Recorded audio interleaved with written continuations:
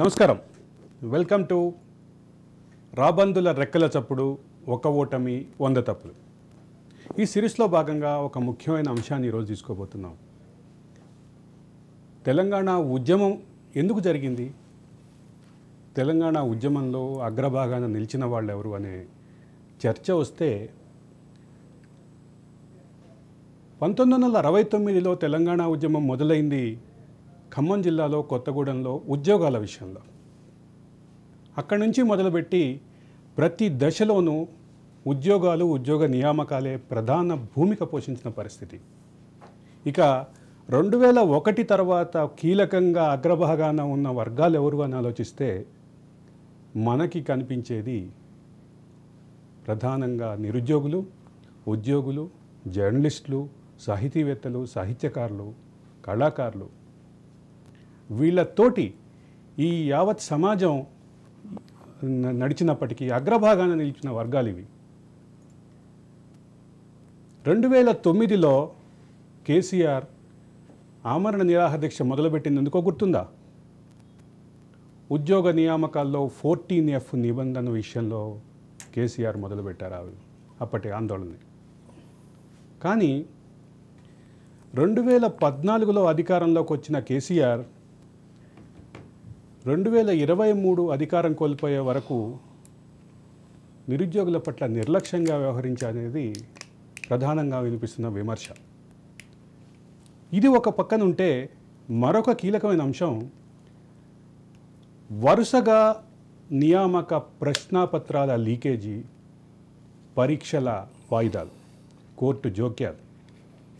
వీటన్నిటి నేపథ్యంలో నిరుద్యోగులు కసిగా కేసీఆర్ ఓడించారనే విషయాన్ని పలువురు ప్రస్తావిస్తున్నారు. రాజకీయ విమర్శకులు, రాజకీయ విశ్లేషకులు ప్రస్తావిస్తున్నారు. అసలు నిజంగానే ఆ సమస్య ఉందా అన్నట్టు చెప్పడం మర్చాను. భారత రాష్ట్ర సమితి బీఆర్ఎస్ ఇచ్చినటువంటి ప్రకటనలో కూడా మేము నియామకాలు చేయలేకపోయామన్న విషయాన్ని ఒప్పుకున్నారు. రాగానే నియామకాలు ఇస్తామనేటటువంటి హామీ ఇచ్చారు. నియామక ప్రక్రియని వేగవంతం చేస్తాం, మొత్తం ప్రక్షాళన చేస్తామని చెప్పి హామీ ఇచ్చారు. ఆ హామీ నుంచి మొదలుపెట్టి విమర్శకుల, విశ్లేషకుల వ్యాఖ్యల వరకు ఆలోచిస్తే ఈ మొత్తం కేసీఆర్ పరాజయంలో, భారత రాష్ట్ర సమితి పరాజయంలో ఈ ఉద్యోగ నియామకాలు, ఉద్యోగ నోటిఫికేషన్లో ఒక ప్రధాన పాత్ర పోషించినట్టుగా అర్థమవుతోంది. కడుపు మండిన నిరుద్యోగులు ఈ ఓటమిలో కీలక పాత్ర పోషించినట్టుగా అర్థమవుతోంది. అసలు తెలంగాణ రాష్ట్రం ఏర్పడిన తర్వాత ఎన్ని నోటిఫికేషన్లు వచ్చినాయి, ఎన్ని నోటిఫికేషన్లు వాయిదాలు పడ్డాయి, ఎన్నిసార్లు ప్రశ్నాపత్రాలు లీకేజ్ అయినాయి, ఇదంతా ఇప్పుడు తీవ్రమైనటువంటి చర్చనీయాంశంగా ఉంది. ఆనాడు అగ్రభాగాన నిలిచిన నిరుద్యోగులు ఈరోజు కేసీఆర్ పరాజయం వెనుక కూడా కీలక పాత్ర పోషించారా అనే చర్చ మాత్రం ఉధృతంగా ఉంది. అసలు 2014 నుంచి ఉద్యోగ నియామక ప్రక్రియ ఎలా జరిగిందనే విషయం ఒకసారి చూద్దాం. పిసిఆర్ ప్లే చేయండి ఒకసారి, ఆ వీడియో చూద్దాం.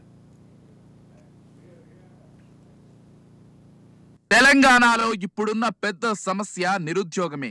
రాష్ట్ర ప్రభుత్వ తీరుపై నిరుద్యోగులు చాలా అసంతృప్తితో ఉన్నారు. గత ఎన్నికల సమయంలో నిరుద్యోగ భృతి ఇస్తామని చెప్పి ఇవ్వలేదు. నిజంగా రాష్ట్ర ప్రభుత్వం చెప్తున్న సంఖ్యలో ఇండస్ట్రీలు వస్తే రాష్ట్రంలో నిరుద్యోగం ఉండొద్దు కదా. తెలంగాణ వచ్చాక ఎలాంటి ఉపాధి అవకాశాలు లేక గడిచిన 8 ఏళ్లలో లక్షలాది మంది కొత్త నిరుద్యోగులు పెరిగిపోయారు. Centre for monitoring Indian economy, Bombay stock exchange తరపున 2021లో జరిపిన సర్వే ప్రకారం 26 లక్షల మంది గ్రాడ్యుయేట్లు తెలంగాణలో ఉన్నట్లు అంచనా వేశారు. ఇప్పుడు ఆ సంఖ్య 30 లక్షలకు చేరిందని రాజకీయ పార్టీలు వేసుకుంటున్న అంచనా. వీరితో పాటు ప్రస్తుతం గ్రాడ్యుయేషన్ దశలో మరో 5 లక్షల మంది ఉంటారు. రిజర్వ్ బ్యాంక్ ఆఫ్ ఇండియా 2022 గణాంకాల ప్రకారం తెలంగాణలో గ్రామీణ ప్రాంతాల్లో నిరుద్యోగ రేటు 34% ఉంది. ఈ విషయంలో తెలంగాణ కంటే ఏపీ సహా 13 రాష్ట్రాల్లో నిరుద్యోగ రేటు తక్కువగా ఉంది. తెలంగాణలో పట్టణ ప్రాంతాలకు వచ్చేసరికి నిరుద్యోగ రేటు 65%గా ఉన్నట్లు ఆర్బీఐ అంచనా వేసింది. అంతకుముందు ఏడాది 97%తో పోల్చితే ఇది తక్కువగా ఉంది. తెలంగాణ కంటే 16 రాష్ట్రాల్లో నిరుద్యోగ రేటు తక్కువగానే ఉంది. రాష్ట్రంలో నిరుద్యోగ రేటు 3 నెలలుగా క్రమంగా పెరుగుతూ వస్తోంది. సిఎంఐఈ డేటా ప్రకారం ఈ ఏడాది జూలైలో 5.8% నిరుద్యోగ రేటు నమోదైంది. ఆగస్టులో 6.9%, సెప్టెంబర్లో 8.3%కి చేరింది. అక్టోబర్లో 8.8%గా రికార్డయింది. దక్షిణాది రాష్ట్రాల్లో నిరుద్యోగం ఎక్కువగా ఉన్న రాష్ట్రం తెలంగాణనే. ఏపీలో అక్టోబర్లో 5.3%, కర్ణాటకలో 2.7%, కేరళలో 4.8%, తమిళనాడులో 3.3% నిరుద్యోగ రేటు నమోదైంది. తెలంగాణ ఏర్పడిన తర్వాత తొలిసారిగా గత ఏడాది గ్రూప్ 1 నోటిఫికేషన్ వచ్చింది. 2022 అక్టోబర్ 16న ప్రిలిమినరీ పరీక్ష జరిగింది. దీనికి 2,33,248 మంది హాజరయ్యారు. ఈ పరీక్ష ద్వారా 503 పోస్టులు భర్తీ చేయనున్నట్లు Telangana state service public commission ప్రకటించింది. అయితే పరీక్ష పేపర్ లీకేజీ కారణంగా గ్రూప్ 1ను రద్దు చేస్తూ ఈ ఏడాది మార్చిలో కమిషన్ నిర్ణయం తీసుకుంది. తర్వాత ఈ ఏడాది జూన్ 11న మరోసారి గ్రూప్ 1 పరీక్ష నిర్వహించింది. బయోమెట్రిక్ అటెండెన్స్ తీసుకోలేదన్న వివాదంతో ఆ పరీక్షను రద్దు చేయాలని హైకోర్టు ఆదేశించింది. దీనిపై సుప్రీంకోర్టుకు వెళ్లే యోచనలో టీఎస్పీఎస్సీ ఉంది. ఇక గ్రూప్ 2 పరీక్షకు తెలంగాణ వచ్చాక రెండోసారి నోటిఫికేషన్ వచ్చింది. మొదట 2016లో నోటిఫికేషన్ రాగా మళ్ళీ 6 ఏళ్ల తర్వాత గతేడాది డిసెంబర్లో టీఎస్పీఎస్సీ గ్రూప్ 2 నోటిఫికేషన్ను విడుదల చేసింది. మొత్తం 783 పోస్టులకు 5,51,943 మంది దరఖాస్తు చేసుకున్నారు. ఈ ఏడాది ఆగస్టు 29, 30 తేదీల్లో పరీక్ష జరగాల్సి ఉన్నప్పటికీ కొన్ని కారణాలతో నవంబర్కు వాయిదా వేస్తున్నట్లు టీఎస్పీఎస్సీ ప్రకటించింది. 80,039 ఉద్యోగాలను భర్తీ చేయనున్నట్లు 2022 మార్చి 9న అసెంబ్లీ వేదికగా ముఖ్యమంత్రి కేసీఆర్ ప్రకటించారు.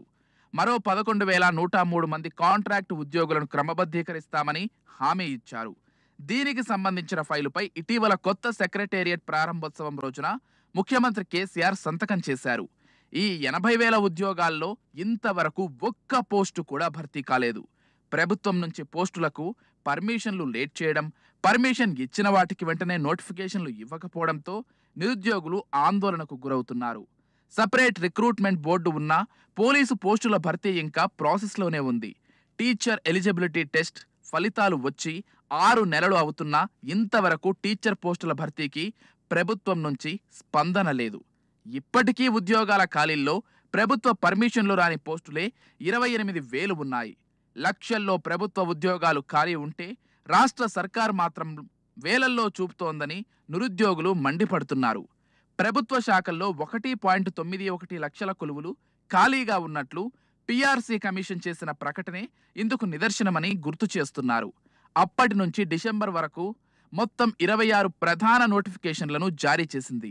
వీటి ద్వారా 17,134 పోస్టుల్ని భర్తీ చేయనున్నట్లు ప్రకటించింది.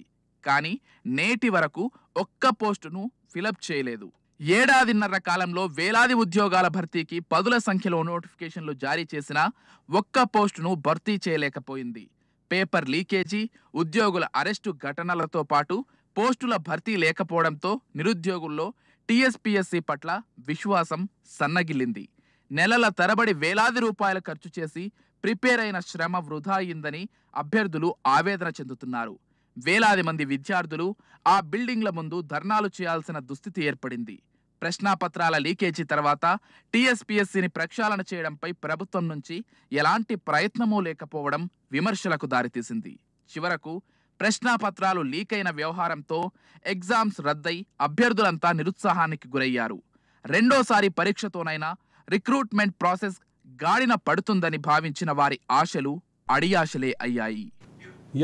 ఇది తెలంగాణ ఏర్పడిన తర్వాత ఉద్యోగ నియామకాల ప్రక్రియ అనేక సార్లు లీకేజీలు, నోటిఫికేషన్లు మళ్ళీ రావటాలు, అదే సందర్భంలో కొన్ని ముఖ్యంగా డిఎస్సి లాంటివి అస్సలు జరగకపోవటాలు, 2011 తర్వాత ఒక్క డిఎస్సి కూడా జరగకపోవటం, ఒక గ్రూప్ 1 పరీక్ష కూడా జరగకపోవటం, ఇట్లాంటి అనేక అంశాలు ఉన్నాయి. వీటన్నిటి గురించి మనతో మాట్లాడటానికి ఈరోజు డాక్టర్ సాంబశివ గౌడ్ గారు బీసీ ఉద్యమ వేదిక కన్వీనర్, అలాగే తెలంగాణ ఉద్యమంలో అగ్రభాగాన్ని ఇచ్చినటువంటి ఉస్మానియా జేఏసీ వ్యవస్థాపక చైర్మన్. వెల్కమ్ సాంబశివ గారు. అలాగే దేవరుప్పల శ్రీకాంత్ విద్యార్థి నిరుద్యోగ జేఏసీ రాష్ట్ర అధ్యక్షుడు, అలాగే ఉద్యమకారుడు. అంబర్పేట నియోజకవర్గం నుంచి స్వతంత్ర అభ్యర్థిగా పోటీ చేసి నిరుద్యోగుల గళాన్ని ఎన్నికల్లో బలంగా వినిపించినటువంటి వ్యక్తి. శ్రీకాంత్, వెల్కమ్. నమస్తే అన్న. నమస్తే శ్రీకాంత్, వెల్కమ్. శ్రీకాంత్, మీతో పాటు మరికొంతమంది ఈసారి ఎన్నికలని మంచి వేదికగా వాడుకున్నట్టున్నారు నిరుద్యోగ సమస్యని హైలైట్ చేయడానికి. ఒక పక్క మీరు, మరో పక్క బరెలక్క, అట్లాగే కామారెడ్డి నియోజకవర్గంలో సుమారు 16 మంది అభ్యర్థులు కూడా పోటీ చేసినటువంటి పరిస్థితి. వీటన్నిటిని నేపథ్యంలో 2014 నుంచి ఉద్యోగ నియామక ప్రక్రియ జరిగిన విషయాన్ని మీరు ఎట్లా చూస్తారు? అంటే మీరు వేదిక అన్నారు, కానీ మేము ఈ నియంత ప్రభుత్వాన్ని పడగొట్టాలని చెప్పేసి ఏదైతే 2014లో తెలంగాణ విద్యార్థి నిరుద్యోగ జేఏసీ జేఏసీగా ఏర్పడి ఆ రోజే ఈ యొక్క ప్రభుత్వానికి ప్రతిపక్షంగా మేము ఏర్పడడం జరిగింది. అంటే సాధించిన తెలంగాణ, ముఖ్యంగా నీళ్లు నిధులు నియామకాల పేరుతో సాధించిన తెలంగాణలో అతి ముఖ్యమైనది ఉద్యోగాలు. సో ఆ ఉద్యోగాల సాధనకై యూనివర్సిటీ వేదికగా మేమందరం ఒక జాయింట్ యాక్షన్ కమిటీగా ఏర్పడి ఈ ప్రభుత్వానికి, అంటే మా భుజాల మీద ఉండి ఈ తెలంగాణను సాధించుకున్నటువంటి వ్యక్తులు ఇప్పుడు వెళ్తూ ఉన్నారు, కానీ వారందరి మెదడులో దొరల యొక్క పెత్తనం ఉన్నది. ముఖ్యంగా దళిత ముఖ్యమంత్రి చేస్తా అని చెప్పినటువంటి వ్యక్తి ఈరోజు కాపలా కుక్కలాగా ఉంటా అని చెప్పేసి తాను ముఖ్యమంత్రి బాధ్యతను చేపట్టిన రోజే మాకందరికి కూడా ఒక ఆందోళనకు గురయ్యాము. ఏంటి అంటే ఈ దొరల చేతుల్లో ఇప్పుడు ఈ తెలంగాణ రాష్ట్రం, కొత్తగా ఏర్పడిన రాష్ట్రం ఇప్పుడు బందీ అవుతుందా, లేకపోతే వీళ్ళందరూ వారు స్వార్థం కోసం నడిపిస్తారా, లేకపోతే ప్రజాస్వామ్యం బద్దగా నడిపిస్తారా అని మేమందరం కూడా ఆలోచించి తెలంగాణ విద్యార్థి నిరుద్యోగ జేఏసీని ఏర్పాటు చేయడం జరిగింది. దాని ద్వారా ఈ ప్రభుత్వానికి మేమే ప్రతిపక్షంగా ఉంటూ యూనివర్సిటీలో చదువుకున్నటువంటి పీజీలు, లాలు, పిహెచ్డీలు చేసినటువంటి పెద్దవాళ్ళతో అందరితో కలిసి మేమందరం 1,00,000 ఉద్యోగాల నోటిఫికేషన్ వెంటనే విడుదల చేయమని చెప్పేసి అప్పటి ప్రభుత్వానికి ఒక ప్రతిపక్షంగా, అంటే ప్రజాస్వామ్యంలో ప్రతిపక్షం చెప్పాలి, కానీ అప్పుడున్న ప్రతిపక్షాలకి మేము వెళ్ళి కలిస్తే వారికి కొత్తగా పుట్టినటువంటి బిడ్డకు సమయం ఇద్దామన్నారు. కానీ ఇక్కడ వయోపరిమితి దాటిపోతున్నటువంటి మాకు సమయం లేదు. సో ఆ విషయంలో మేము ప్రభుత్వానికి ప్రతిపక్షంగా ఉంటూ నిరుద్యోగ ఇప్పుడు ప్లే అవుతున్న విజువల్స్ లో క్లియర్ గా మీ ఇద్దరి పాత్ర కనిపిస్తోంది. మీ ఇద్దరు కోదండరామ్తో పాటు ఇతర ఉద్యమ నాయకులతో పాటు మీరు ఆందోళనలో పాల్గొన్నటువంటి విషయం కూడా కనిపిస్తుంది. అందులో నాకు గుర్తున్నంత వరకు సాంబశివ గారు, మీరు 2011 GS గ్రూప్ 1 పరీక్షలో ఆందోళనలో TSPSC ముందు ఆందోళనలో కల్వకుంట్ల కవిత మీరు బాగా ఉధృతంగా ఆందోళన చేసిన విషయం ఇంకా గుర్తుంది నాకు. నేను అప్పుడు రిపోర్టింగ్లో ఉన్నాను. కానీ ఒక కీలకమైన విషయం, 2011 తర్వాత ఇప్పటి వరకు కనీసం ఒక్కసారి కూడా గ్రూప్ 1 నోటిఫికేషన్ రాలేదు. 2011 అట్లాగే పెండింగ్లో ఉంచారు. దీన్ని ఎట్లా చూడాలి? ముందుగా ఇదే నేను చెప్పాను కదన్న, ఇప్పుడే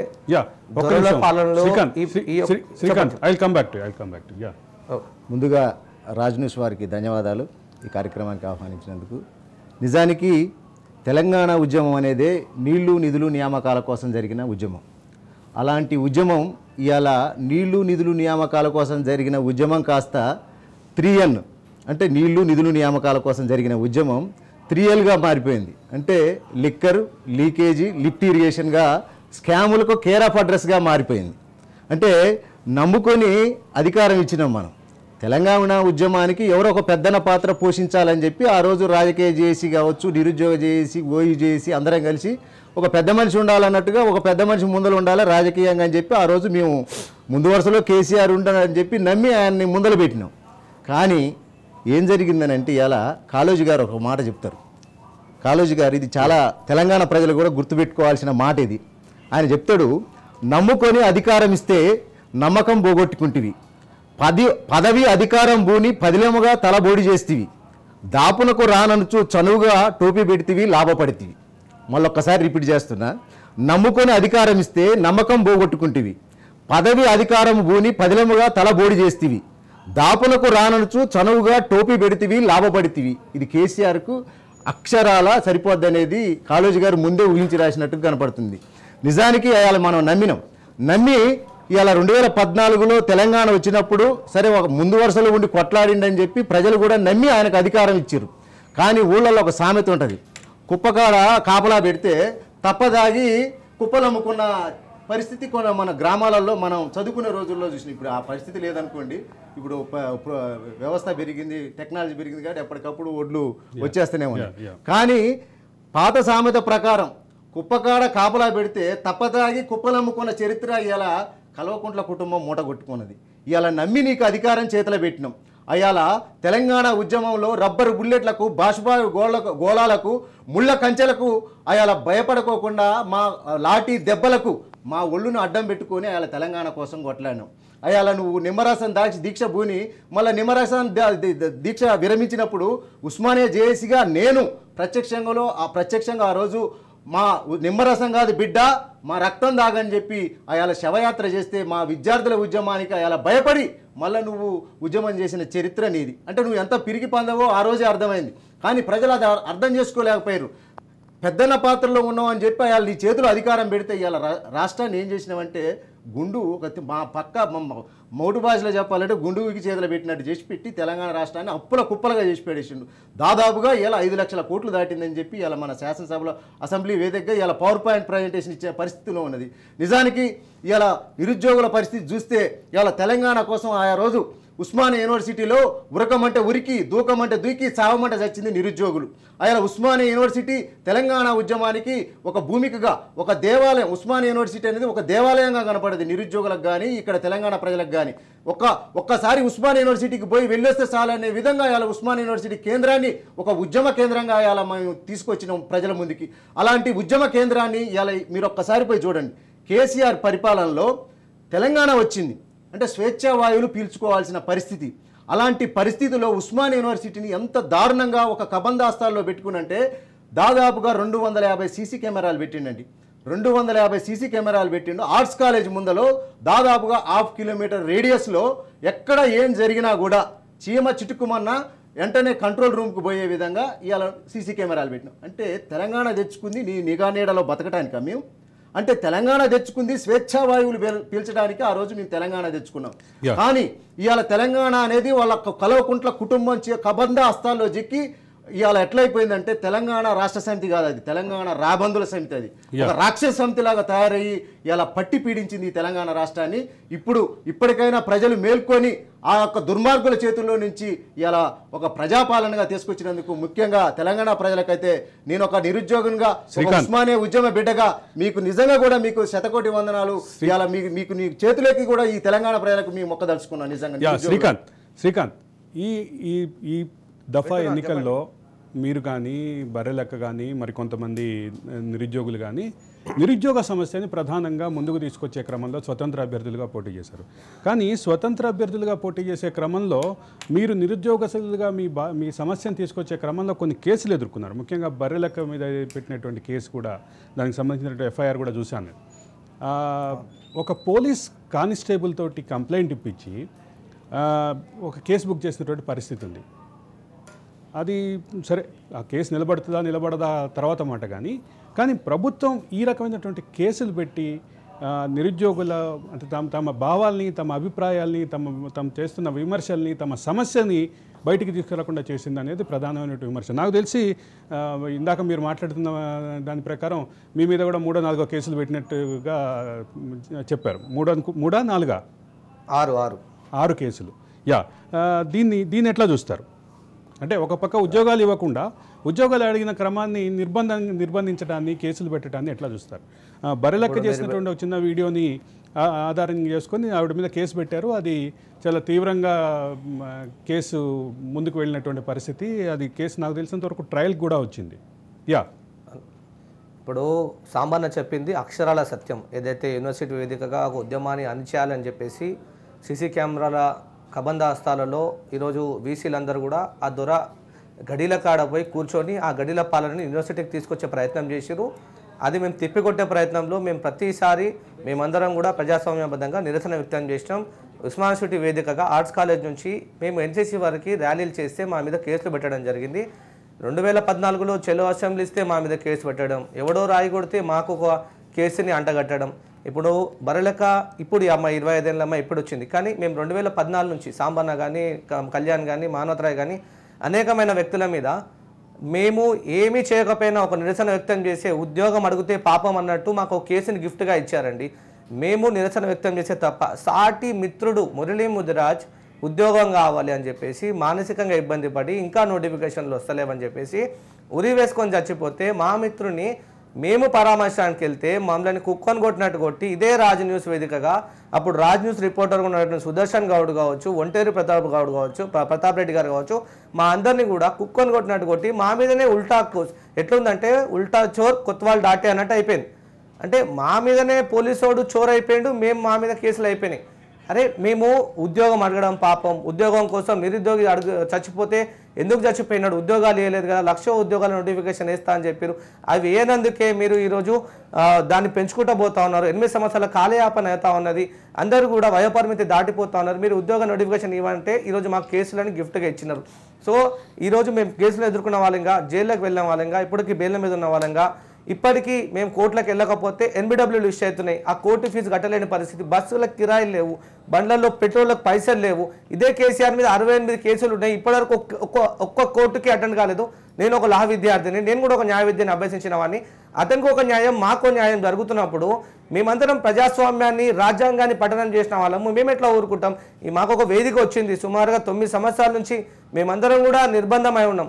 కానీ బుద్ధి చెప్పాలనే ఒక అవకాశం రాజ్యాంగం మాకు ఇచ్చింది.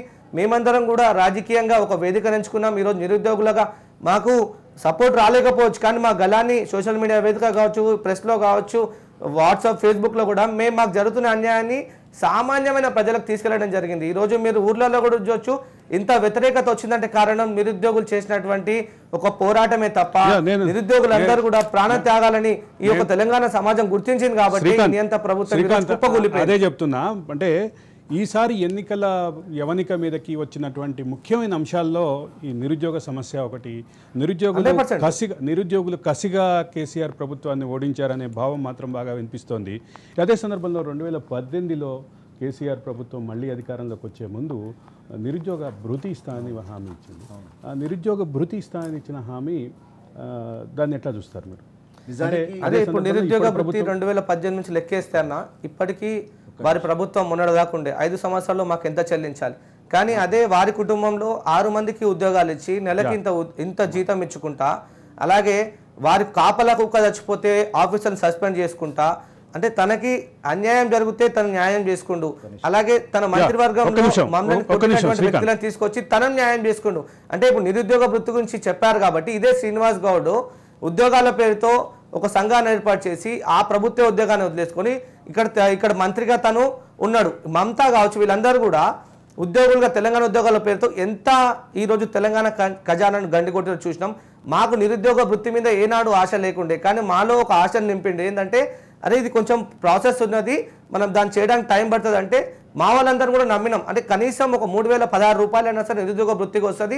మా ఇంట్లో కూడా ఇప్పటికే రెక్కడని బతుకులు ఉన్నటువంటి కుటుంబాల్లో కనీసం ఈ 3,000 రూపాయలు అయినా సరే మాకు ఉపయోగపడతాయి అని ఒక ఆశతో చిగురించి మేమందరం కూడా నమ్మడం జరిగింది. అంటే గొర్రె కషాయం నమ్మినట్టు అప్పుడు అతను నమ్మించిండు, అలా నమ్మినాం. కానీ ఇప్పుడు గొర్రెలన్నీ పులిలైనాయి.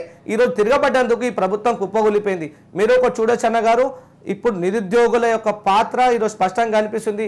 ఈ యొక్క నిరుద్యోగులతో ఎవరైతే పెట్టుకుంటే, ముఖ్యంగా నిరుద్యోగులను కాదు విద్యార్థులతో ఎవరైనా పెట్టుకుంటే వాళ్ళందరూ కూడా ఇంటికే పరిమితం అవుతారు అనేది ఈరోజు సమాజం ఈరోజు ప్రూవ్ చేసింది. అదే బాటలో ఈ కాంగ్రెస్ ప్రభుత్వం కాకూడదని చెప్పేసి మేము మీ న్యూస్ ఛానల్ తెలియజేస్తూ ఇమ్మీడియట్లీ 2022లో మొన్న లాస్ట్ ఇయర్ క్యాలెండర్ వదిలేరు కేసీఆర్ గారు, 91,142 ఉద్యోగాలు వేస్తామని చెప్పేసి దాంట్లో 80,039 ఉద్యోగాలు రెగ్యులర్ చేసి 11,103 కాంట్రాక్ట్ను రెగ్యులర్ చేస్తామని చెప్పారు.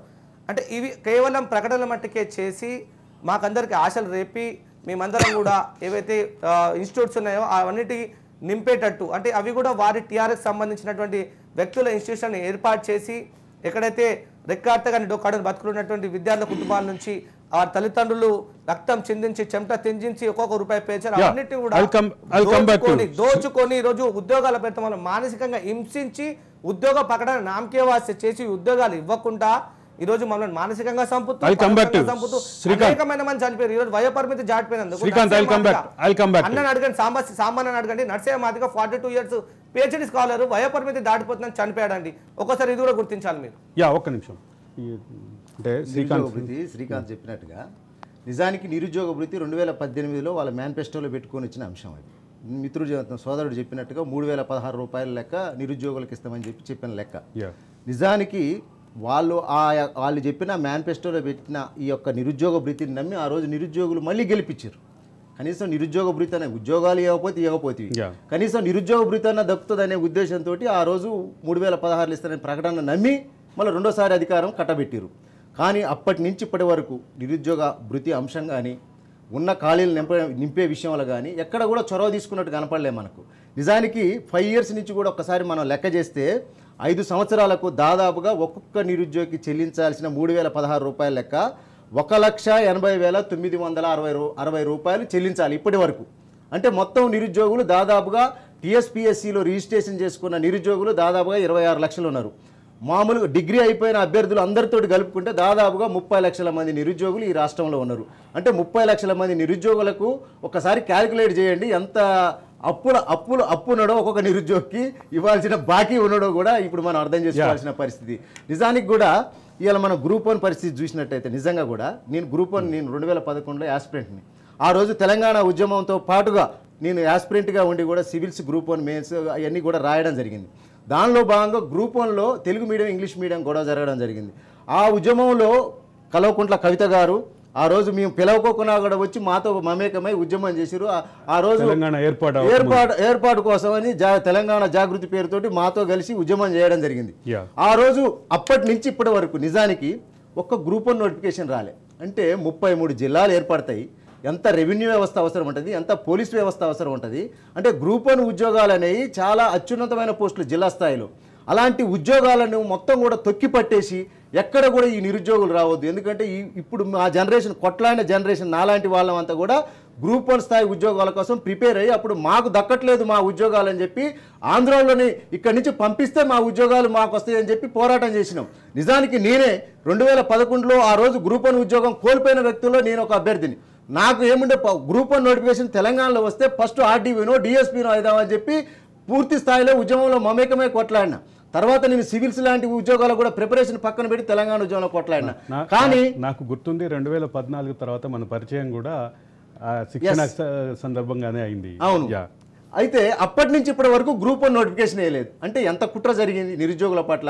అంటే ఒక జనరేషన్నే మొత్తం తుడిచిపెట్టే ప్రయత్నం జరిగింది. ఎందుకంటే మాలాంటి వాళ్ళం ప్రశ్నించే గొంతుకలం, మాలాంటి వాళ్ళం జిల్లా స్థాయి పోస్టుల్లో ఆందోళనకి మీ ఉద్యమానికి నేను ప్రత్యక్ష సాక్షిని. అట్లాగా 2014 తర్వాత మీ ప్రిపరేషన్ కూడా నేను దగ్గర నుంచి చూసిన వాడిని.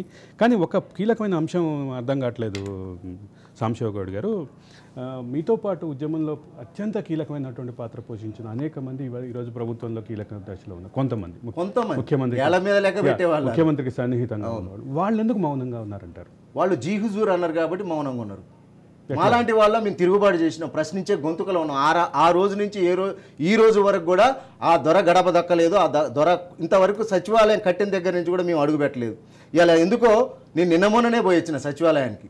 ఎందుకో ఒక తెలంగాణకి ఇప్పుడే స్వాతంత్రం వచ్చినట్టుగా స్వేచ్ఛావాయువులు ఇక్కడ ప్రజలు పీల్చుకుంటున్నట్టుగా ఒక రకమైన భావోద్వేగానికి లోనైనాం. అంటే అలాంటి పరిస్థితిలో మేము నిర్బంధంలో ఉన్నాం. నిరుద్యోగులు ఆ రోజుల్లో మీతో పాటు ఆందోళనలో ఉన్నటువంటి చాలా మంది అంటే ముఖ్యమంత్రి కుటుంబానికి సన్నిహితంగా ఉన్నారు, అట్లాగే కీలకంగా ఉన్నారు, మంత్రులుగా ఉన్నారు. వాళ్ళు అడుగులు మడుగులు ఎత్తిన వాళ్ళు కావచ్చు. మేము ప్రశ్నించే గొంతుకులం. మొదటి నుంచి కూడా ప్రజల పక్షాన ఉండి మాట్లాడినాం. ఆ రోజు కేసీఆర్ గారు నిమ్మరసం దీక్ష చేస్తే కూడా మేము శవయాత్ర చేసిన వాళ్ళం. మేము ఏనాడు కూడా ఈ దొరగకు అడుగులకు మడుగులు వత్తలేదు. మేము ఎప్పుడు ఆ దొర కుటుంబం పంచన చేరలేదు. బాంచండి కాల్ముక్త అని చెప్పి ఎప్పుడు ఆ దొర పంచన చేరలేదు. కాబట్టి మేము ప్రశ్నించే గొంతుకలుగానే మిగిలిపోయినాం, నిరుద్యోగులుగానే మిగిలిపోయినాం. ఇలా సమాజంలో నిజంగా ఈసారి మూడోసారి గెలిస్తే ఈ రాష్ట్రంలో ఉండలేని పరిస్థితి మాలాంటి వాళ్ళ నిరుద్యోగులు కానీ, ప్రశ్నించే గొంతుకులు కానీ, ఉద్యమకారులం కానీ. నిజానికి మూడోసారి ఇవాళ కేసీఆర్ గెలిచి ఉన్నట్టయితే మమ్మల్ని ఎక్కడ కూడా కనపడుకోకుండా చేసేవాడు. ట్రాఫిక్ సిగ్నళ్లలో ఎక్కడ ఉద్యమకారులు దొరికితే అక్కడ ఉద్యమకారులను తీసుకుపోయి ఎంత భయంకరమైన పరిస్థితి ఉండేదంటే నియంత పాలన పరాకాష్ఠకు చేరేది. ఆ రోజు హిట్లర్ గురించి చదవటం, ఫ్రెంచ్ విప్లవం గురించి చదవటం కానీ ఇలా తెలంగాణలో చూసే పరిస్థితి. ఇలా ఆ రాజభవనాలు కానీ ఆ రాజప్రసాదాలు సెక్రటేరియట్లు కానీ దేనికోసం కట్టిండండి? ప్రజల సొమ్ముని ఇలా ఎంత దారుణంగా ప్రజల సొమ్ము అది. ఆ ప్రజల సొమ్ముని ఇష్టారాజ్యంగా తన ఇష్టారాజ్యంగా వాడుకున్నట్టు కనపడుతుంది. ఇలా పోయి చూస్తే ఏందా రాజప్రసాద్ అవసరం? అడిగినామా మేము? మాకు ఉద్యోగాలు కావాలన్నో, నీళ్లు కావాలన్నో, నిధులు కావాలన్నో, నియామకాలు కావాలన్నో మిమ్మల్ని రాజప్రసాదాలు అడిగినావా? సెక్రటేరియట్లు అడిగినావా? ప్రగతి భవన్లు అడిగినావా? అదే సందర్భంలో టీఆర్ఎస్ శ్రేణుల నుంచి ఒక వాదన బలంగా వినిపిస్తోంది. అంటే భారతదేశంలోని అత్యధిక ఐటీ ఉద్యోగాలు వచ్చింది తెలంగాణలో, ఐటీ ఎనేబుల్డ్ సెక్టార్లో, అంటే ఐటీ అనుబంధ పరిశ్రమల్లో ఉద్యోగాలు వచ్చింది తెలంగాణలో. తెలంగాణ హైదరాబాద్ దీనికి వేదికగా అయింది. అట్లాగే అంటే సెకండ్ గ్రేడ్ అంటే హైదరాబాద్ కాకుండా మిగతా నగరాల్లో కూడా టీ హబ్బులు కానీ అంటే ఐటీ టవర్స్ కానీ స్టార్ట్ అయినాయి. ఇంత ప్రయత్నం జరుగుతోంది అనేది ఒక వాదన వినిపిస్తుంది. తెలంగాణ రాష్ట్ర సమితి వర్గాలు నిజంగా అరచేతిలో వైకుంఠం చూపించడం అనేది మనం చందమామ కథలలో ఆడేడ వింటుంటాం. కానీ ఇలా కేసీఆర్ పరిపాలనలో నిజంగా అరచేతిలో వైకుంఠం చూపించిండు ప్రజలకి. నిజానికి తెలంగాణలో హైదరాబాద్ అనేది ఐటీ హబ్బు. ఇప్పుడు కాదు, చంద్రబాబు టైం నుంచి కూడా మనం చెప్పుకుంటున్నాం. చంద్రబాబు టైం నుంచి కూడా ఐటీకి కేర్ ఆఫ్ అడ్రస్ హైదరాబాద్ అని చెప్తున్నాం. ఒకటే ఇక్కడ మనం గుర్తుంచుకోవాల్సింది, మనం చిన్నప్పుడు చిన్న లైటు వెలుతురులో మనం ఉన్నాం, ఇవాళ దీపకాంతులలో ఉన్నాం. అభివృద్ధి అనేది పరిణామ క్రమంలో సంవత్సరానికి పెరుగుతుంటుంది. ఆ పరిణామ క్రమంలో ఇవాళ ఐటీ అభివృద్ధి అనేది జరిగింది. ఈయన చేసింది కాదా, ఎవరు చేసింది? ఈడ నిరుద్యోగులు కావచ్చు, ఈడ చదువుకున్న బీటెక్ ఎంటెక్ స్టూడెంట్స్ కావచ్చు, వాళ్ళంతా చదువుకున్నారు, పెద్ద పెద్ద యూనివర్సిటీలో చదువుకొని వచ్చారు. ఇలా తెలంగాణ నుంచే కాదు, మన ఉమ్మడి ఆంధ్రప్రదేశ్ నుంచి కానీ సత్యనారాయణలో కావచ్చు చాలా మంది పెద్ద పెద్ద వాళ్ళు వచ్చారు. ఇప్పుడు మనం అది కేసీఆర్ చేసిన అభివృద్ధి అంటామా? అది అభివృద్ధిలో భాగంగా జరిగిన ఒక డెవలప్మెంట్. అంటే ప్రధానంగా ఉపాధి కల్పనలో హైదరాబాద్ నగరం చాలా అంటే ఐటీ ఎనేబుల్డ్ సర్వీసెస్ ఉపాధి కల్పనలో హైదరాబాద్ నగరం చాలా కీలకమైన పాత్ర పోషిస్తోంది. దేశ ఆర్థిక వ్యవస్థలో కీలకమైన పాత్ర పోషిస్తోంది. ఆ నేపథ్యంలో ఇంకా గవర్నమెంట్ ఉద్యోగాల చుట్టూ తిరుగుతున్నారేంటి అనేది బీఆర్ఎస్ వర్గాల నుంచి వస్తున్నటువంటి విమర్శ. ఏమంటారు శ్రీకాంత్? అంటే ఇంగ్లీష్లో ఒక సామెత ఉంటుందన్న, all young men are dying in war but old men are talking. అంటే యువకులందరూ కూడా ఈ యొక్క యుద్ధంలో చనిపోతుంటే ముసలి వాళ్ళంతా కూర్చొని మాట్లాడుతున్నట్టుంది ఈ టీఆర్ఎస్ పరిస్థితి. కేసీఆర్ అదే చేశాడు కదా, మాయల పకీర్ మాటలు చెప్పేసి మా పంజరంలో ఉన్న చిలుకలను బంధించేసి మనల్ని అందరినీ కూడా తనకి ఇష్టం వచ్చినప్పుడు ఎంచుకొని తినడం మొదలుపెట్టింది. వారికి తానా తందానా అంటూ తన కొడుకు కూడా తయారైనాడు. అతను కేవలం ఇంగ్లీష్లో మాట్లాడినంత మాత్రాన ఇక్కడ మారుమూల పల్లెల నుంచి వచ్చినటువంటి వారందరూ కూడా ఐటీ సెక్టార్ ఎంచుకోవాలి అని అనుకోవడం మాత్రం సబాబు కాదు. ఇంకోటి ఐటీ డెవలప్మెంట్ చేసిరని చెప్పుకుంటున్నారు. ఇది ఐటీ కాదు, ఇట్స్ డెవలప్మెంట్. అంటే వాళ్ళ కోసం డెవలప్మెంట్ జరిగినట్టు ఉన్నది. ఇప్పుడు ఈరోజు కొన్ని వందల కోట్లు ప్రభుత్వ భూములని ఈరోజు స్వాహా చేయడానికి ఐటీ పేరు మీద డెవలప్మెంట్ చూపిస్తున్నారు తప్ప, అన్నగారు చెప్పినట్టు చంద్రబాబు నాయుడు గారి నుంచే డెవలప్మెంట్ ఉంది. అంతకుముందుకు ప్రైవేటైజేషన్ తెచ్చినటువంటి పివి నరసింహారావు గారి హయాంలోనే ఈ యొక్క ఐటీకి అప్పుడు పునాదులు పడ్డాయి. ఇవన్నీ మాట్లాడుకుంటే కాదు. మరొక కీలకమైన ప్రశ్న శ్రీకాంత్, తెలంగాణ ఉద్యమం సందర్భంగా తెలంగాణ రాష్ట్రం ఏర్పడిన తర్వాత ఒక్కళ్ళు కూడా అవుట్ సోర్సింగ్ ఉద్యోగం ఉండరు అంటూ కేసీఆర్ చేసినటువంటి ప్రకటన, దాన్ని ఎట్లా చూస్తారు మీరు? నిజానికి కేసీఆర్ గారు నిజానికి తెలంగాణ ఉద్యమం జరుగుతున్న సమయంలో ఈ రాజకీయ నాయకులంతా కూడా కేసీఆర్ లాంటి కొంతమంది రాజకీయ నాయకులు ఏం చెప్పారంటే, 10వ తరగతి చదివిన ఏ అభ్యర్థి కూడా ఖాళీగా ఉండటానికి వీల్లేదు. 10వ తరగతి చదివిన అభ్యర్థి పోలీస్ కానిస్టేబుల్ అవుతాడు, డిఎస్సి టెట్ బీఈడి ఇలాంటి మన టీటీసీ బీఈడి చేసిన వాళ్ళు టీచర్లు అవుతారు. మాలాగా యూనివర్సిటీలో ఉన్న వాళ్ళందరం కూడా ఆర్డీఓలో, అసిస్టెంట్ ప్రొఫెసర్లో, డిఎస్పీలో పెద్ద పెద్ద ఉద్యోగాలు పోతామని ఒక భ్రమలోకి తీసుకుపోయారు. అది నమ్మి మేము ఏంటంటే తెలంగాణ ఉద్యమం కోసం మా రక్తాన్ని చిందించినాం, ఆత్మ బలిదానాలు చేసినాం. ఇవాళ తెలంగాణ ఉద్యమానికి ఇలా ముందుండి కొట్లాడింది నిరుద్యోగులు. కానీ నిరుద్యోగులకు ఎక్కడైనా అవకాశం కల్పించిరా? ఇవాళ తెలంగాణ వచ్చిన తర్వాత మనం ఒక్కసారి పేపర్ లీకేజీల గురించి ఖచ్చితంగా మాట్లాడకపోతే తెలంగాణ సమాజానికి ఎంత ద్రోహం చేసిరో వీళ్ళు అనేది సమాజానికి తెలియాలి. ఇవాళ మీరు ఇంటర్వ్యూ తీసుకున్నప్పుడే ఈ ఆర్మూర్ ఎమ్మెల్యే జీవన్ రెడ్డి గారు చెప్పిండు, ఎంసెట్ని 40 సార్లు లీకేజ్ చేసిన ఘనత మా టీఆర్ఎస్ ప్రభుత్వాన్ని గర్వంగా చెప్పుకుండు. అంటే వాళ్ళు ఈ పిచ్చి పిక్ స్టేజ్కి పోయిందంటారు కదా. అంటే ఆయన 40 సార్లు ఎంసెట్ లీక్ అయింది, మొత్తం మీద ఎంసెట్ 40 సార్లు లీక్ అయింది అన్నాడు. 40 సార్లు ఎంసెట్ లీక్ అవ్వలేదు, అసలు ఎంసెట్ జరిగింది. ఎలాంటి వాళ్ళని ఎమ్మెల్యే అభ్యర్థులుగా పెట్టి గెలిపించారో మనం ఒకసారి అర్థం చేసుకోవాలి. తర్వాత శ్రీకాంత్ అన్న చెప్పండి. అదే అంటే అవుట్ సోర్సింగ్ ఉద్యోగుల విషయంలో అవుట్ సోర్సింగ్ ఉద్యోగులు ఉండరు అని చెప్పి కేసీఆర్ చెప్పారు. ఇందాక నాతోటి లోపలికి వస్తున్నప్పుడు సాంశివ్ గౌడ్ అంటున్నాడు, సాక్షాత్తు ముఖ్యమంత్రి కార్యాలయంలోనే అవుట్ సోర్సింగ్ ఉద్యోగులు ఉన్నారు, కేటీఆర్ కార్యాలయంలో అవుట్ సోర్సింగ్ ఉద్యోగులు ఉన్నారు అన్నారు. దాని మీద మీరు ఎట్లా చూస్తారు? ఇది వాస్తవం అన్న. నాకు తెలిసిన తమ్ముడు కూడా ఇప్పుడు కేటీఆర్ ఇంతకుముందు రెవెన్యూ డిపార్ట్మెంట్ చూస్తుంటే దాంట్లో కూడా అవుట్ సోర్సింగ్ ఉద్యోగిగా తాను బాధ్యత నిర్వహిస్తున్నాడు. సుమారుగా 6 నెలలకి తనకు జీతాలు ఇవ్వలేని పరిస్థితి. అంటే ఉండరు అన్న వ్యక్తికి ఈ ఒక్కటి నిదర్శనం. ఈరోజు నా ఇంటి పక్కన ఉన్నటువంటి తమ్ముడు ఈ యొక్క అవుట్ సోర్సింగ్ ఉద్యోగిగా పనిచేస్తున్నాడు. ఇది ఒకటి నిదర్శనం అన్న. ఇంకోటి, కవిత గారు నిరుద్యోగుల పేరు మీద స్కిల్ డెవలప్మెంట్ పేరు మీద సుమారుగా 3,000 కోట్ల రూపాయలను తీసుకొచ్చారన్న. నిరుద్యోగులకి స్కిల్ డెవలప్మెంట్ నేర్పించి ఉద్యోగాల అవకాశం లేదా స్వయం పరపతితోటి వాళ్ళందరూ ఏదో బిజినెస్ ఎంటర్ప్రైజ్లో కావాలని చెప్పేసి. కానీ ఆ 3,000 కోట్లు ఎటుపోయినాయో కేసీఆర్ గారే సమాధానం చెప్పాలి, రాజ్ న్యూస్ వేదికగా వారి అన్నగారే సమాధానం చెప్పాలి. ఈరోజు ఇదే స్కిల్ డెవలప్మెంట్ పేరు మీద చంద్రబాబు నాయుడు గారిని అరెస్ట్ చేశారు. ఇది కవితను కూడా ఇదే విధంగా అరెస్ట్ చేసే ప్రక్రియని ఈ కాంగ్రెస్ ప్రభుత్వం మొదలు పెట్టాలని చెప్పేసి ఈ ఛానల్ ద్వారా మేము కోరుకుంటాను.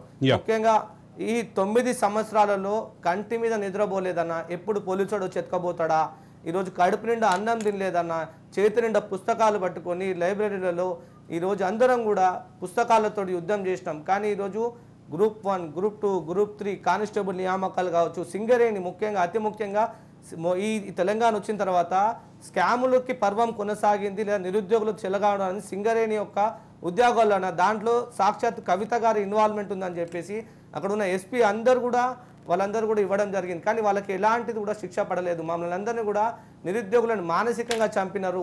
ఇవన్నీ తట్టుకోలేక చాలా మంది కూడా ఆత్మహత్యలు చేసుకున్నారు. ఈ పాపం వారికి ఊరికే పోదన్న. ఇవన్నిటికీ మీరు కరెక్ట్ ట్యాగ్ లైన్ పెట్టారన్న, రాబందుల రాజ్యంలో అని చెప్పేసి కరెక్ట్ పెట్టారన్న. ఇది శ్రీకాంత్ థ్యాంక్ యూ. అయితే తెలంగాణ రాష్ట్రం ఏర్పాటు కోసం ముందుండి నిలబడిన, కసిగా పోరాడిన నిరుద్యోగులు, యువకులు ఈరోజు అసంతృప్తితో రగిలిపోయి 2023లో కేసీఆర్ పతనానికి ప్రధాన భూమిక పోషించారనేది క్లియర్. ఒక పక్క శ్రీకాంత్ నుంచి, బర్రెలెక్క నుంచి సాంబశివ గౌడ్ కూడా 2 చోట్ల పోటీ చేసిన వ్యక్తి. అంటే నిరుద్యోగ సమస్యని ప్రధాన యవనిక మీదకి తీసుకొచ్చే క్రమంలో వీరందరూ ఈ ప్రయత్నం చేశారు. ఈ ప్రయత్నంతో పాటు తెలంగాణ రాష్ట్రంలో ప్రధానమైనటువంటి వాయిస్గా వీళ్ళు కేసీఆర్ పరాజయానికి కీలకంగా పనిచేశారనేది క్లియర్గా అర్థమవుతుంది. ధన్యవాదాలు శ్రీకాంత్, ధన్యవాదాలు సాంబశివ గౌడ్. ఇది రాబందుల రెక్కల చప్పుడు, ఒక ఓటమి 100 తప్పులు కార్యక్రమంలో 3వ ఎపిసోడ్.